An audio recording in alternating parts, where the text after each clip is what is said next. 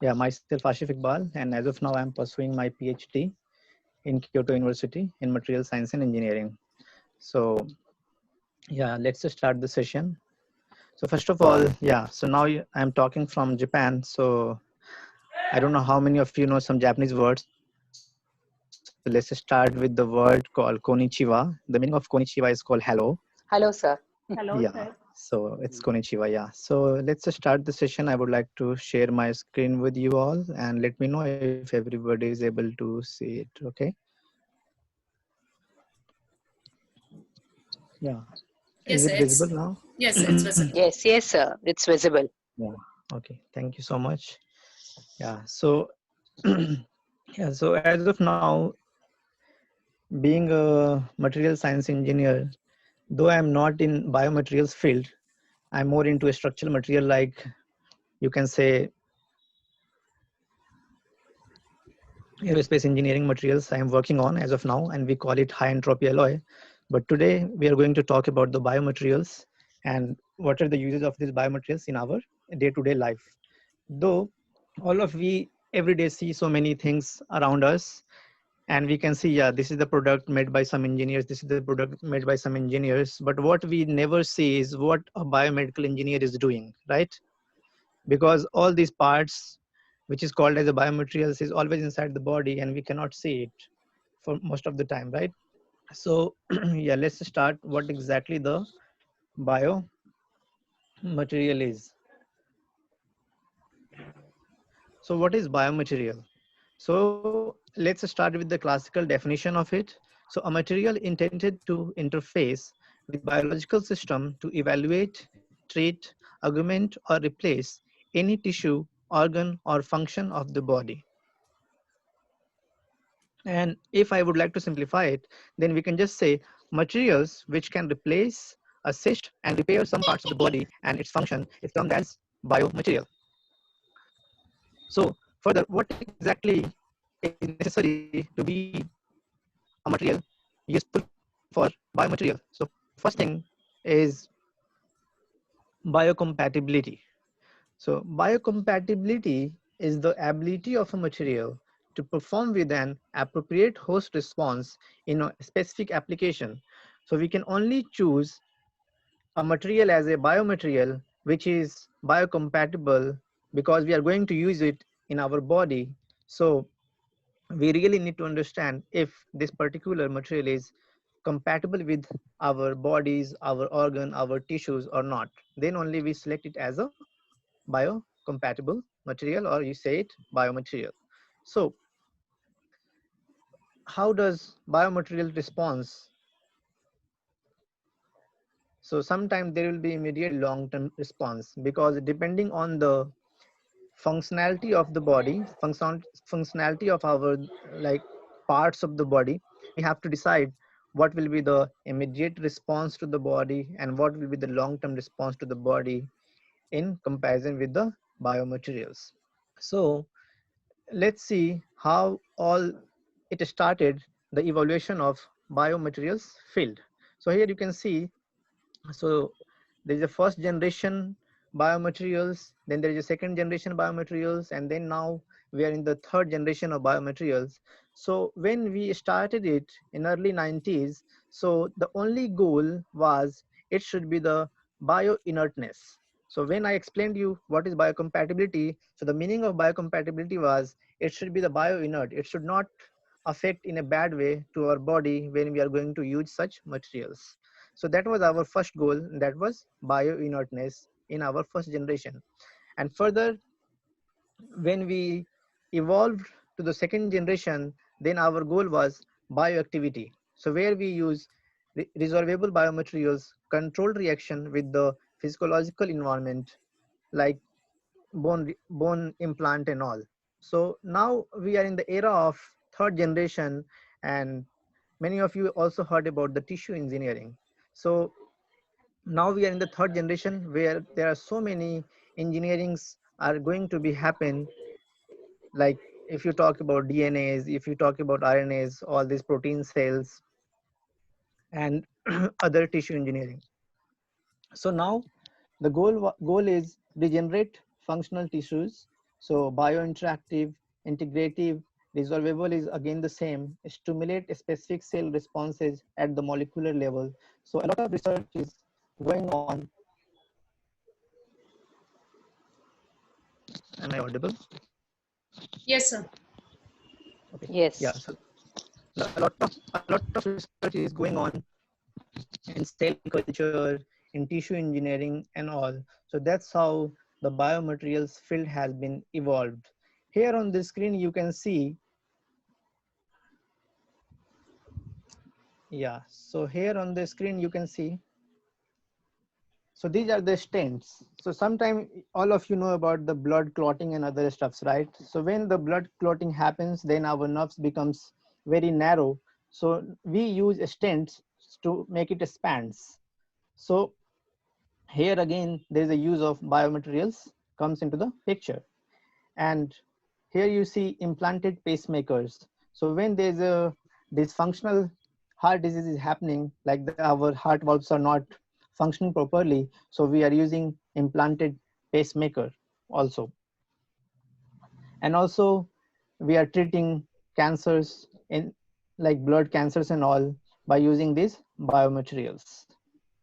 So moving on, here now we have to see what are the path we are using in order to successfully use the biomaterials. So let's see.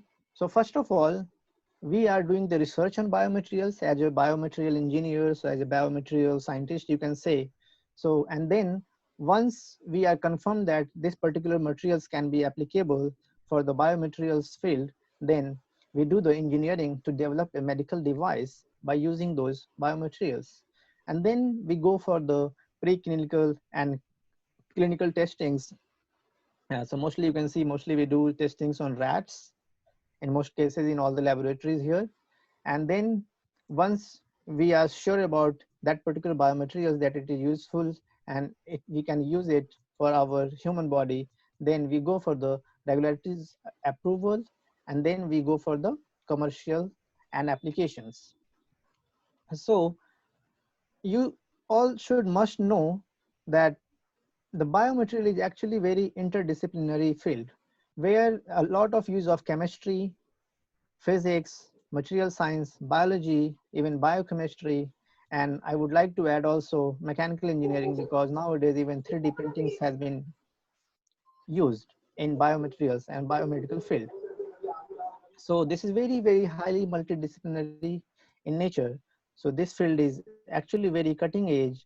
And if any one of you would like to go further to choose biomaterials as a career, then I will be highly like, I would appreciate it if you belongs to be it chemistry or physics background or be it biology.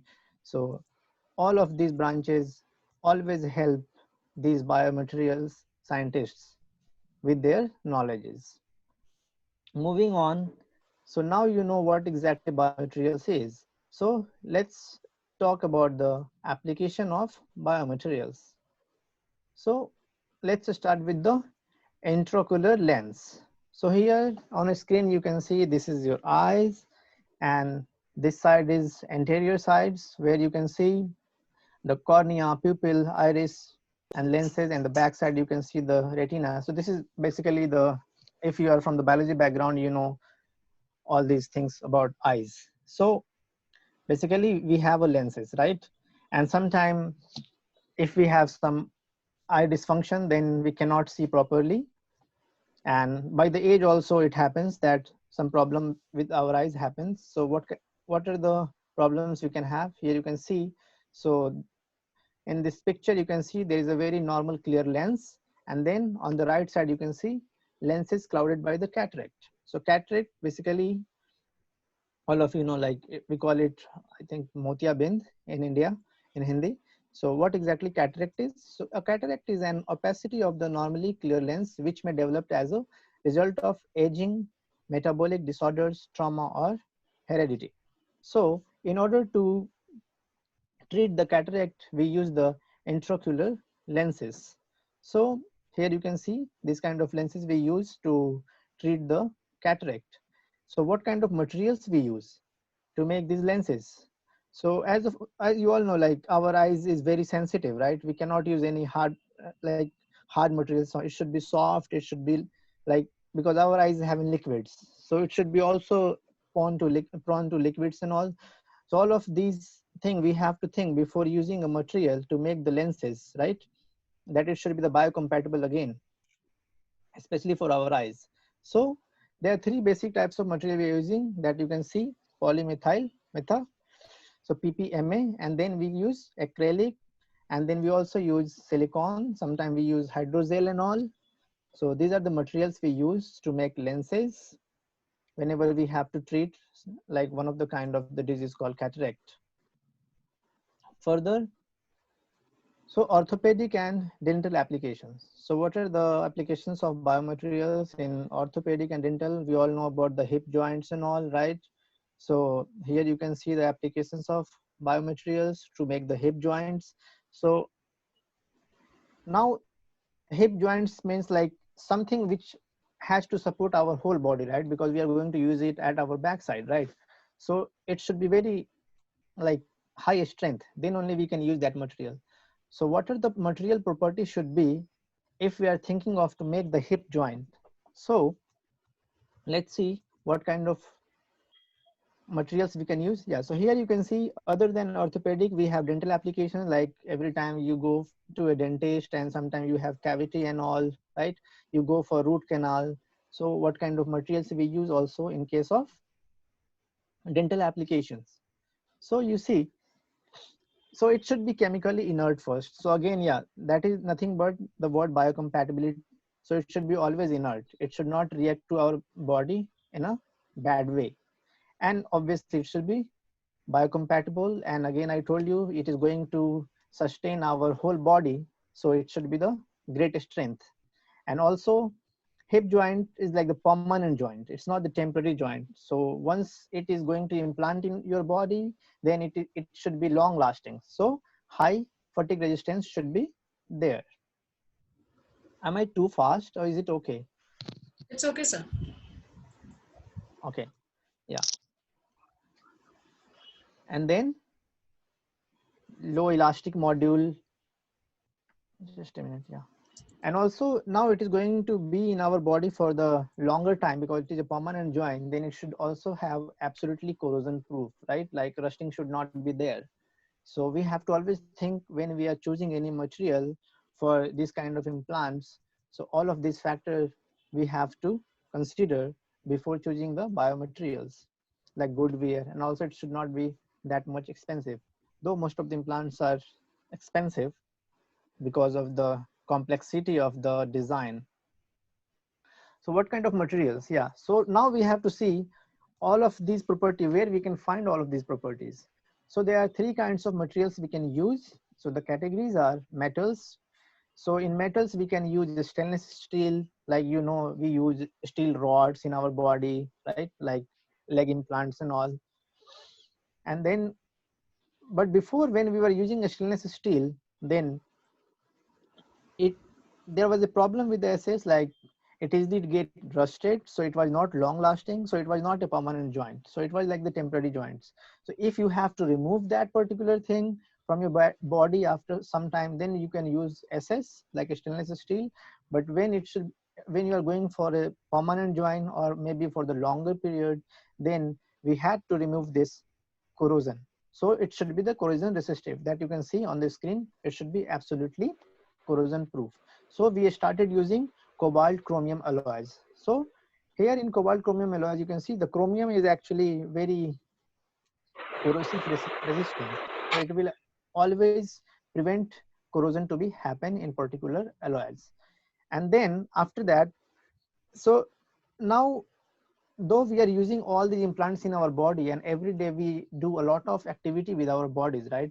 Like sometimes we jump, sometimes we run and all. And when these are the things which is inside our bodies, so it is also going to like face those kind of pressure and force every time. So further, we started using different kind of alloys, that is called titanium alloys, which was very light in weight and also very high impact strength. So day by day we started improving in our biomaterials so that the functionality of our whole body should be better day by day. So, and then yeah, that was metals. And then we also use polymers, where this HDP, that is high density polymers, and that is polythene. And then ceramics, we also use aluminum oxides, calcium phosphate, and then uh, hepatite and all, zinc oxide. These are the ceramics we use as a biomaterials when we are thinking of orthopedic and dental application.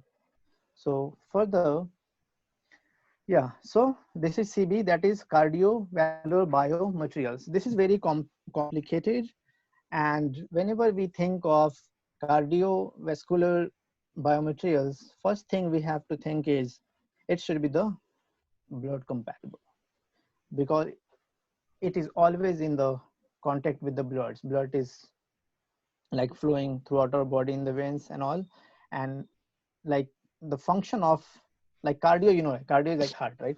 So the function of heart is to pump the blood. So the first thing we have to think when we are talking about biomaterials, so it should be the blood compatible, right? So here on the screen you can see when there's a heart dysfunction, then we use prosthetic heart valves. And in order to think about material to make this prosthetic heart valves, we have to think that one should be blood compatibility. And then, so what exactly prosthetic heart valves is? So an artificial heart valve is a one-way valve implanted into the heart of a patient to replace a dysfunctional native heart valve. And again, you see, when there's a blood clot, then we use a stent and all. So that again, one-way valve implanted into the heart of a patient to replace a dysfunctional native heart valve. And again, when there's a blood clot, then hello. Yes, sir. You please continue.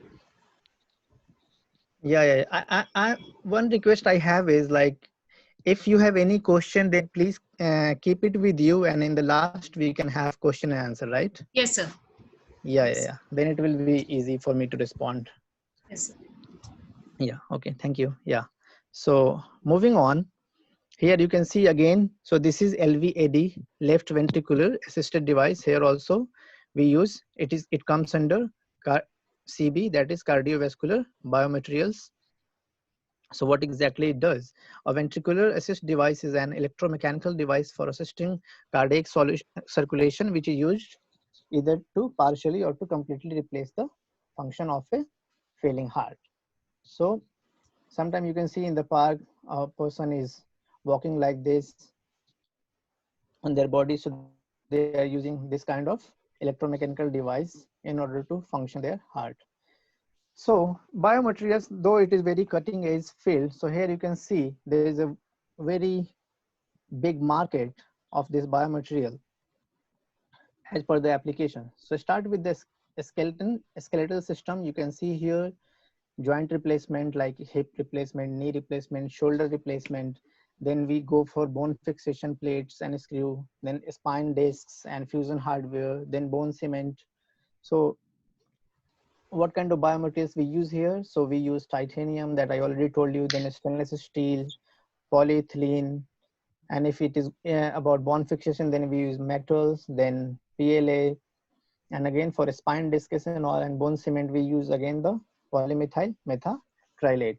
So this is a complete list of the biomaterials which we use for different kind of application that you see. So skeletal, then cardiovascular system, then organ plants happens, also in the eyes and other cases where you can see. So different kind of biomaterials we use for different kind of function. And here in the third row you can see how big is the market and how costly it is. So biomaterials is a field where there is a huge market,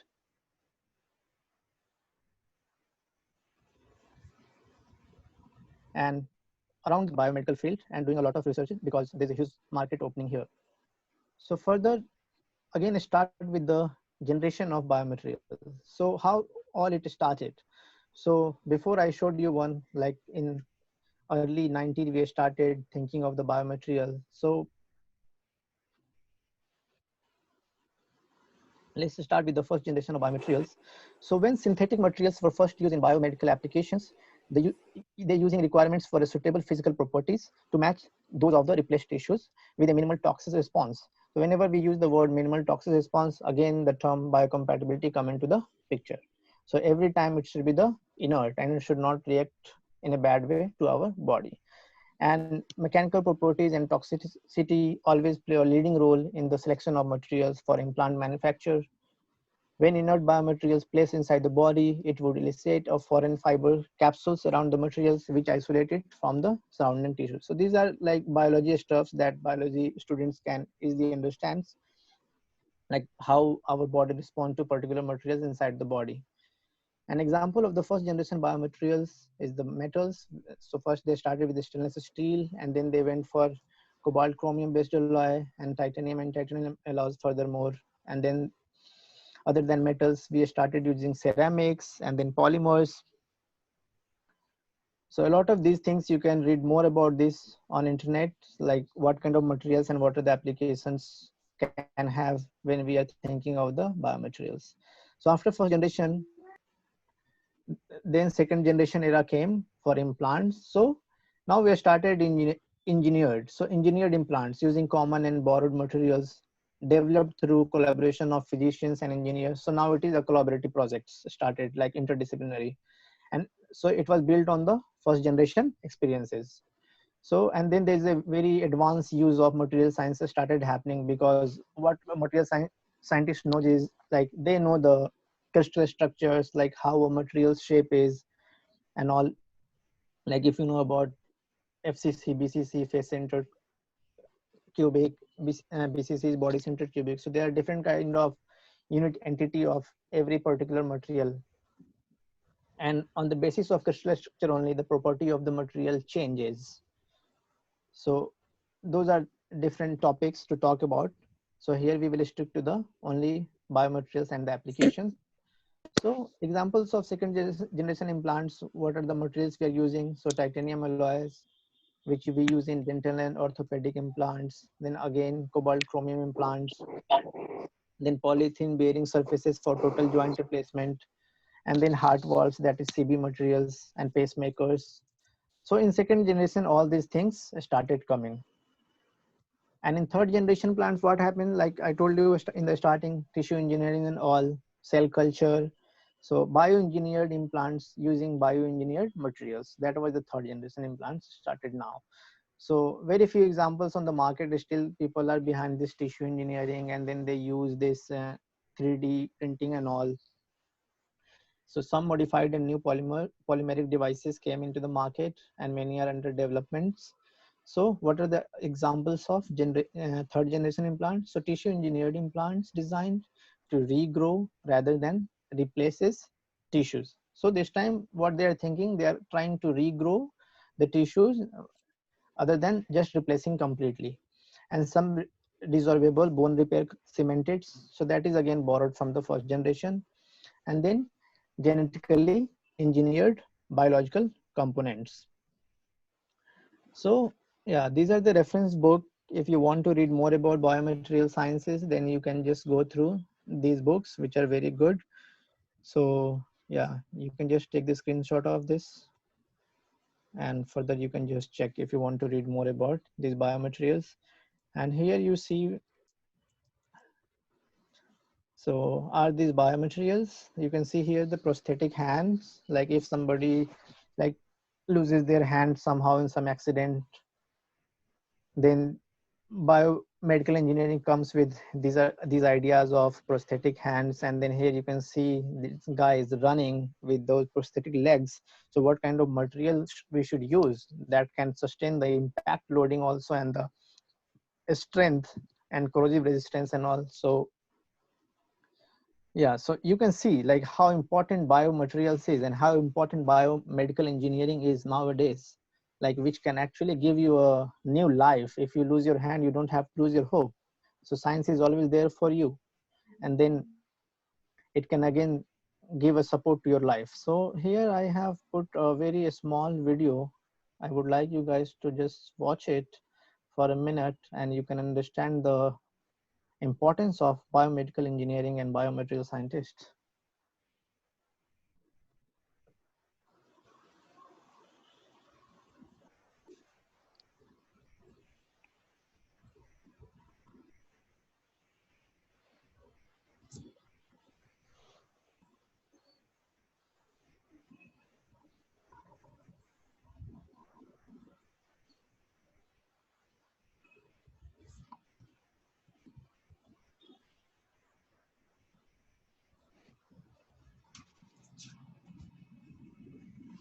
Video is visible to all of you?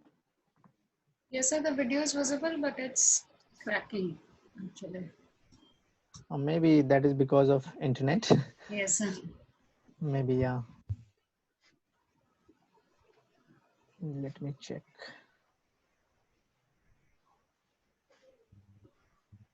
We were here, right? Now you can see. Yes, sir.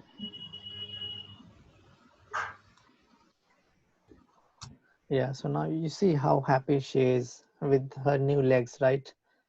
So it's kind of really a great hope for humanity.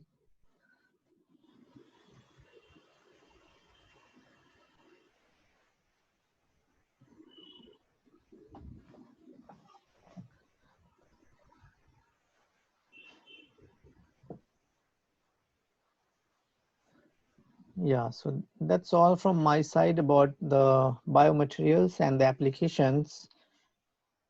So here I would like to end my talk, and you guys stay safe and stay home. Thank you. Okay. Thank you, sir. Now I would request the students to kindly raise their hand so that I would allow you to ask the questions. If anyone is there with some questions. Yeah, I would still on my screen share so that if they have any question on any slides, Yeah. they can just tell me the slides. So yes, Nishta, you can unmute yourself and go with the question. Good afternoon and Jai Hind, sir. Yeah, good afternoon. Sir, I'm a third year BSc student and we have studied about bioplastics in biotechnology, which is produced by using a bacteria. And in biomedical science also, like you have told that we use some useful metals or substances which are used in living systems for benefit of human beings. So is there any correlation between biotechnology and biomaterial science, or they both are? As far as I know about biotechnology, they are mostly working on DNAs and all, right? Cell technology and all, right? They do cell culture. Biomaterial is more of, see, in biotechnology, you are mainly working using the technology on, how to say, like body parts, right?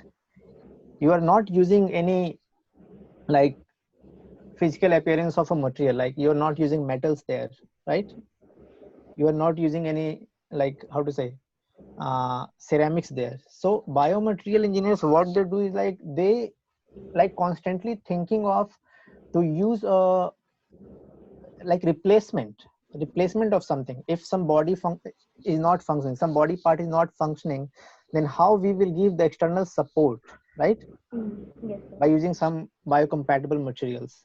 So as far as I understand, like biomedical engineering and biotechnology is completely different, and here they are thinking more of the materials aspect rather than biological aspects. Okay. Okay. Thank you, I sir. hope I'm clear. Sir, the next question is from Bhavna Khilyani. Bhavna, you can unmute yourself to ask a question. Good afternoon, sir. Yeah, good afternoon.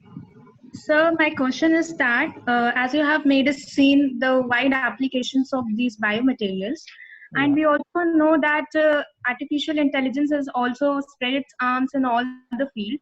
So whether there are some AI-driven, artificial intelligence-driven, some biomaterials or not, and if there, then whether it has accelerated the scope of these biomaterials or not.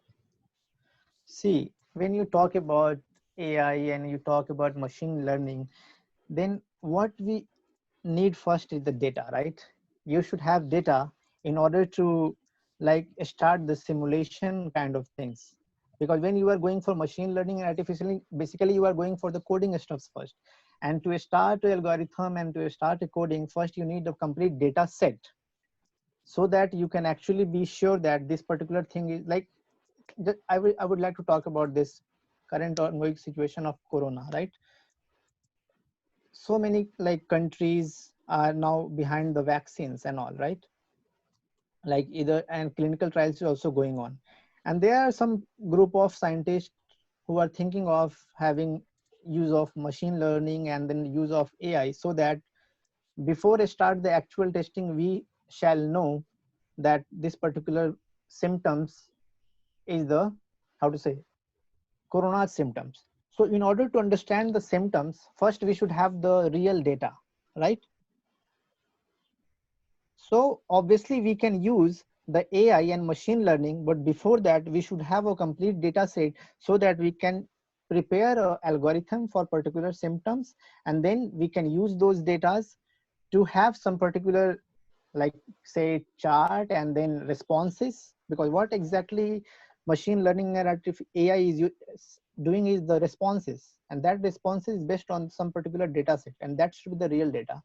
So some of the researchers, even in Kyoto University, there is this ICAMS research from where last year this, I don't know if you guys know about Professor Honju, who won the Nobel Prize last year, Professor Honju. So his group is also working on AI in order to detect the corona symptoms in patients or in general people, like during testings. So yeah, I would agree that AI can be useful in order to like application point of view before going for the actual test and all. So yeah, machine learning we can use, and AI also we can use. Okay, so we have one more question from Shubhi Agarwal. Shubhi, kindly unmute yourself. Yes, ma'am. Yeah. Good afternoon, Jai Hind, everyone. First of all, thank you, sir, for presenting such deep information about biomaterials. It was really very helpful for us. My question to you is that whether we can relate biomaterials to tissue engineering. Yeah, see, if you remember that slide, in that slide, because tissue engineering is about third generation now, right? So before third generation, what we were doing, we were Yes, sir. trying to replace every time, right? To get additional support to Yes, that sir. particular function, right? If you talk about hip joint, right? If you talk about any implants, but Yes, sir. tissue engineering, they are trying to reuse the broken tissues, right? So Yes, that is sir. the meaning of like tissue engineering. So they are not going to use some like entirely like replaced or entirely different material in order to help that particular part, but they are trying to regenerate those tissues, Yes, the sir. broken tissues and all. So that's why there's a new like term came into the picture in the third generation, that is called tissue engineering. Okay, sir. Yeah. Okay, so do we have any more questions? So I guess that's the end of the questions. Thank you. Okay, so Ashif sir, could you just stop sharing your screen so that I can move forward? Yeah, sure. Yeah, I would request Dr. Aprajita Tripathi, the head of Department of Science, to kindly extend her vote of thanks. Aprajita ma'am, kindly unmute yourself. Yes, ma'am. Am I audible? Yes. Nilanjana, ma'am? Yes, ma'am. Yes, ma'am. Okay. A very good afternoon and Jai Hind, everyone. I am Dr. Aprajita, HOD of Science. It's my privilege to propose a vote of thanks for today's session. I, on the behalf of entire Sunbeam Women's College Varuna, and on my own behalf, extend my heartiest thanks to Mr. Asif Iqbal, research scholar, Tokyo University, Japan, and very nice talk on biomaterials, their scope and their application. Thank you, sir, for nice presentation and for the nice session. We wish you all and organize such a session in future again and again. Thank you everyone. Thank you, ma'am. Sir, on behalf of Sunbeam Women's College Varuna, we would extend thank you to you thanks a lot for your valuable time. Thanks a lot for your valuable information. I guess, and I know that the students have learned a lot about biomaterial sciences, and for general people like us who come from commerce and arts, it has been a great session. So thank you. And we would love to have more sessions from you. We would love to be a part of your journey, of your academic career. And hope so you enjoyed the session with us. And yes, sir. I would like to add one thing. Yes, sir. Like if any one of you are more interested to know more about things, then I don't know if you can access the journals, but I can access the journals. So you just tell your administration to get some paper, then I can provide some paper related to made tissue engineering and be it third generation biomedical materials. So I would be happy to help if you want to know more, because obviously in short presentation we cannot include everything. It was just I can say not raw, but still it was a raw presentation from my side, just to give you an idea like what is the importance of biomaterials. So if you really want to know more about it for your future career and all, then just please let me know. I will provide the materials for you guys. Yes, sir. I would be sharing your mail ID with my students and my administration so that they can contact you further. And I would also request you, if any of my students would like to pursue a career in Kyoto further from the university you are, as you're the president of the Indian Association there, they could ask for some help from you. Sure, ma'am. Okay. Sure. Okay, sure, sir. So I would end the session here. Thanks a lot for your valuable time. It was really great to have you all the way from India to Japan. So you too stay safe and take care. Okay. Thank you, sir. Bye-bye. Take care. Yeah. Yes.